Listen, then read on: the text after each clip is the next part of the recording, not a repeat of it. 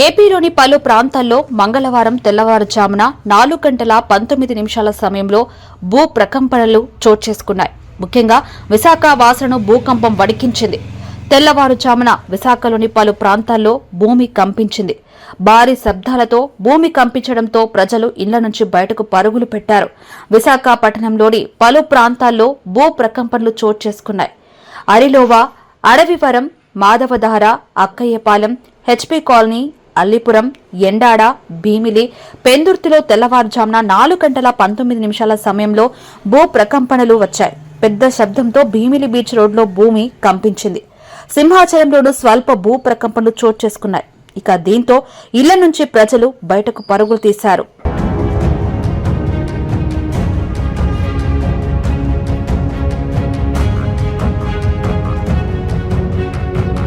భూ ప్రకంపనల వేళ పలు ప్రాంతాల్లో పెద్ద శబ్దాలు వచ్చినట్లు స్థానికులు వెల్లడించారు.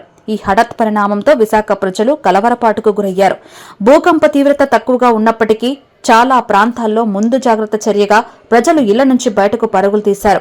అయితే ఈ స్వల్ప భూ ప్రకంపనల కారణంగా ఎలాంటి ప్రాణ, ఆస్తి నష్టాలు జరగలేదు. అయితే రిక్టర్ స్కేల్పై భూకంప తీవ్రత 3.7గా నమోదైనట్లు తెలిసింది. అల్లూరి సీతారామరాజు జిల్లా మాడుగురలో భూకంప కేంద్రాన్ని గుర్తించారు.